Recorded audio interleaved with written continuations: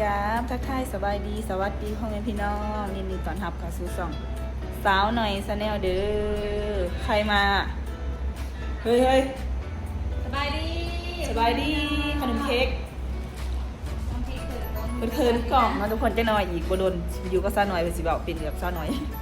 มื้อนี้สาวลงเห็นมาหาทุกคน ตะวันเดือข่อยโอ้สาววันเดือบ่มื้อนี้เฮาสิพากันเดินทางไปดงเห็นนะทุกคนเพราะว่ามื้ออื่นขี่โดยสารมาส่วนซะหน่อย เพราะว่ามื้ออื่นเป็นมื้อบุญบังไฟเนาะบุญบังไฟดงเห็นนะทุกคนเพราะว่า2ปีนะซะหน่อยบ่ได้ไปเนาะตอนไปตอนปีทักอิฐของดีผู้นี้ก็2ปีแล้วบ่ได้ไปก็ตอนนี้ทาอาริตามารับอยู่เนาะพี่น้องเพิ่นฮะก็เดินทางออกมาจากสวรรณเขตแล้วก็สิพากันไปดงเห็นก็สิไปนอนอยู่หั่นก็คืนนึงมื้อแรกนี่สินอนอยู่ดงเห็นทางอีกว่าสิเมื่อมื้ออื่นไปค่ะเมื่อดงเห็นนั่นแหละว่าสิเมื่อพร้อมอดิตเพิ่นส่วนเพิ่นผู้ดีอดิตาส่วนเมื่อมื้อนี้นะทุกคนก็สิได้เมื่อพร้อมอดิตาเดี๋ยวทุกคนก็สิมีสาวมวยเมื่อนะแล้วก็เจล่าแล้วก็ข่อยอ่ะแมตตี้เนาะสิเมื่อก่อนสิมานอนอยู่เพิ่นก่อนพอกันเด้อมื้ออื่นพี่น้องทุกทุกข่าวยังอีกอันนึงบ่าวซุกสาวตีบสติบ่าวซุกสาวตีบเพิ่นเดินทางมาตอนนี้กำลังฮอดปากซองอาหารน่ะเขาแซนหาเพิ่นแล้วเพิ่นมาดินบุญบังไฟหวานอาริตาเนาะทุกคนตอนนี้เพิ่นเดินทางกำลังมาฮอดเมืองสองขอดมาเพิ่นกระทายเดี๋ยวมันจะนอนบุญนอนแอปจะน้อยเนาะทุกคนเดี๋ยวเขาสิออกเดินทางหาอาริตามาหับตอนนี้เฮาอยู่หาดอาริต3สาวป้ามาจะใช้สาวฮอนทีป้าทุกคนสาวตีบ่าวซุกเพิ่นเดินทางมาบุญบาทอาริตาก็คือบุญบังไฟป้าจะมาเฉยเนาะป้าเขาคิดว่าพวกเจ้าสิบ่มาก็เลยมาบ้านเขาแซนหาบ่าวซุกอีกด้านมาสิมาไอดีบอกเพิ่นมาก็อีตีเพิ่นนะบ่าวซุกจะมาไอดีเนาะป้าจอยลงเนาะเขินบ่าวซุกป้าโอ้ป้าชมกันเนาะชมกันที่เป็นงามเนาะคนนี้เนาะขอจองเด้อบ่าวซุกจะยางขอเด้อสบายดีเนาะเป็นตาหากเด้น่าหักเด้อหักสาวหมวย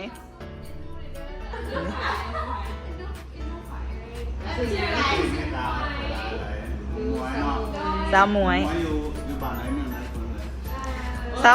บ่าวซุกก็สาวตีบเดินทางกำลังมาหอดเนาะออกมาแต่จังโมง10 โมง11 12 1 2 3ประมาณ5 ชั่วโมงกินป้าก็กินข้าวหรอผู้ที่ไปกินอยู่บ้านเสื้อมาดิตาเลยเมื่อผมกันเลยก่อนหาเจ๊ข้าวก่อนบ่โอเคย่างพอเพิ่นสิไปหาเจ๊ขาวเจ้าหน่อยสิพากันขามไปบ้านเสื้อนาริตาเนาะทุกคนสาวตีบ่ซุกกันมาหอดมื้ออื่นเจอกันมวนแน่จะเคยมาแล้วบุญบังไฟเขาเคยครั้งแรกบ่ว่าโอ้บ้านอาริตาเจ้าท่านเคยไปเนาะมีแต่พวกบ่าวซุกเคยมาเนาะข่อยมาอยู่ข่อยเป็นคนทางผิดเอาซุกมันจ่อยเนาะเศร้าเลยเฮ้ยขึ้นหอนี่เด้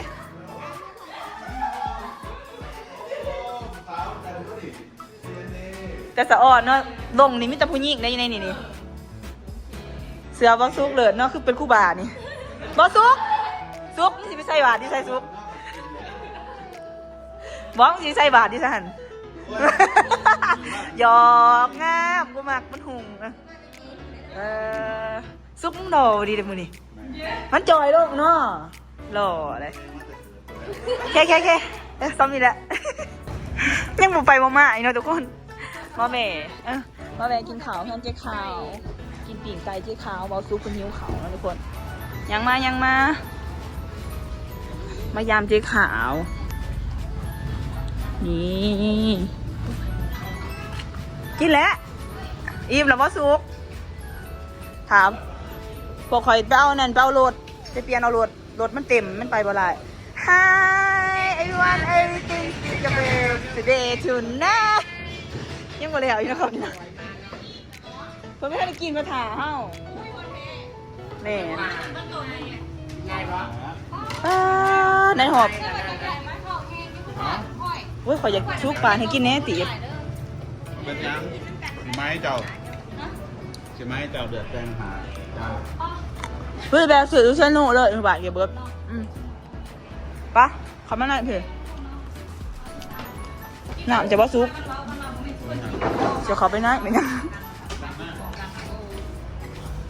มาแบ่งกินข้าว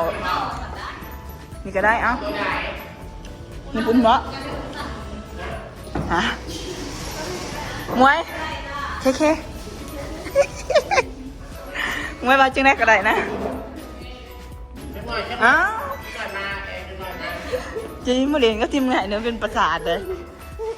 เธอออกจากแก๊งเราไปเลยพี่ตัวหนองเนี่ยบอกดิเฮ้ยมึงสองคนเปลี่ยนอยู่วันนี้อยู่เขาเป็นยังเดือนได้บริมาหารเจ็บขานั่งคุณบ่ดูรังผีก็ใหญ่จานนะนั่งผีซะเย็นนี่หรอกบ่ได้หอดดงเห็นหรอกพี่น้องมึงหอดแค่นี้แต่ว่าต้องไปไซส์หรอก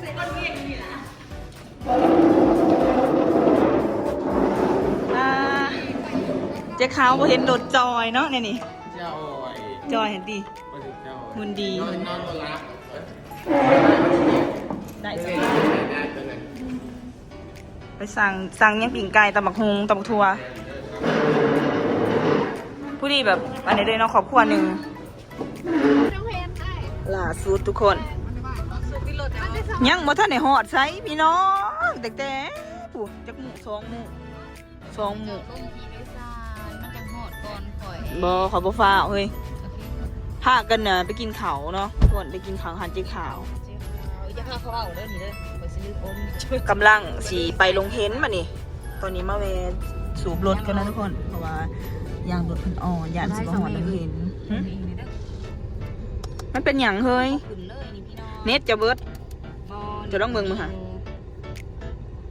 บ่าวสุกหันออกไปก่อนนะเนาะทุกคนโมโหว่าหอดแล้วบ่จับน่าจะหอดได้ที่ตะลุนนะนี่เม่นค้นเครื่องผ้าพรมที่ว่าอันเอามาขึ้นหานใหม่อดิตนะทุกคนเอาเมื่อสักอยู่โรงเห็นเพราะว่าสิไปเหตุงานต่องานดองเลยหนุกต่อนะทุกคนผู้ดีเต็มรถปะเจอกันโรงเห็นจ้ามีเน็ตดิที่โรงเห็นไปไฟไหนแล้วโอเคปะทุกคนเบิ่งล่มรถในห้างเนี่ยเบิ่งล่มรถในห้างเนี่ยโดยปีนหลังทางขาเงินกูยังอยู่ปะมาย่างหอดผีเดี๋ยวนี้ ล้มทางมาพี่น้อง หอดโดนแล้ว หอดพี่ยานี่เลยมาหอดดงเฮนเอ้ยหอดดงเฮนน้องคิดว่าวันสวนหนึ่งไปหอดดงเฮนเลยนะพี่น้องป้าเสียงเพลงตึมนะเลยยางไปเบิ่งมัดเนาะพูดอยู่นี่บ่เมย์เขาจะจุดลมไผ่อยู่นี่แต่เขาจะไปเด่นนั่นไปนอนพุ่นมานอนมันสวนหรือเขากับเขาวันนี้ป้าบ่าวสุกพี่แต่บ่ขีบค่ะลงเนี่ยป้าหากินง่ายดิสติมาดิมันลองคลิปแต่ว่าพี่คลิปแต่ว่าคอยฮักอะไรหาหน้าที่เขาไม่ได้ถ่ายปลาไก่น้อยเนาะสบายดีตัวเก่าหันเลยเฮ้ยใกล้แล้วเนาะสิอยากงั้นขี่รถมากคือมึงซื้อบานาจะซ้ำนี่ซุปทอท้องหนีบนี่มันเหลี่ยวลงหน้าตาซาไซหน้านี่คือไงซิ้วกับว่ามีน้อยนี่ตะกี้ซิ้วมันเป็นแบบเป็นแบบซิ้วหัวสาหน้าตัวเองหน้าเห็นว่าข้าได้บ่าวเคไอซิวบอลเก่าเนาะเคโดยเมื่อแรกนี้นอนสวนนอนอยู่พี่นอนสวนเนาะเพราะว่ามื้อท่านจังสิได้ข่าวมาบุญอยู่นี่นะทุกคนบุญเขาเจ้าจุดบังไฟอยู่โรงเห็นอยู่ในตลาดนี่แต่ว่าท่านสิไปนอนในโรงเห็นอามีไอ้เห็นจมูกเนี่ยจมูกสั่งดิสามีใส่หนุกเนี่ยอยู่ข้างหลังแล้วบ่จังหวะเด้อถามผู้ถามแขกคุณจีผู้เขาอยากกินยำบะซุปหมูแรงบ่มาเลยจะกินยังปิงแบะอ้าวเบิร์ดหรอบ่อันนั้นค่ะเบิร์ดเดี๋ยวน้องหาเดี๋ยวแปลงบาซุกได้เห็ดโอ้ยอันนั้นจริงเทคพร้อมเลยเวียฮะตีใจจะดีเว้ยสวัสดีเนาะสวัสดีบักอามิสบาย ไปที่กล้องเลย สวัสดีก่อนใช่ปะอามีเอ้ยเว้ย มันเห็นกล้องแม่มั้ง กูสบายดีเน่เห็นหน้ายังนะ ทุก นะเย้ตอนนี้กำลังคืนว่าสิกินยังมือแดงนะทุกคน คืนที่เขาก็ปิดตลาดแล้ว ไม่ได้กินดอกวันนี้ ยังบ่ได้บ่ลง ไอ้นุกจะยุ่งเงินแล้วหรอเขากินเบียร์ไว้เงินแล้วนุก บ่เลยเขาก็มี สบายอะไรอีนี่ดิอารันเอ็มทีสบายโอ้กู สบายดีอ่ะ ใส่ถ่ายคลิปถ่ายยังยี่บ่จะสวมนี่กะ มือจิดา ป้าก็จะลืมข่าวว่ามี2อารันเอ็มทีพี่น้อง ส่องไฟโดนจะเกิดถึง ตายจะป้าโดนเติมเนาะยังสร้างได้หลายอยู่ดี ก็ได้เส้นเมียใส่ เคสะเค ขอดองไว้ถ่าย โอเค มืดเนี่ยก็สิรีวิว เบอร์ปังมันๆด้วยนั่นแหละ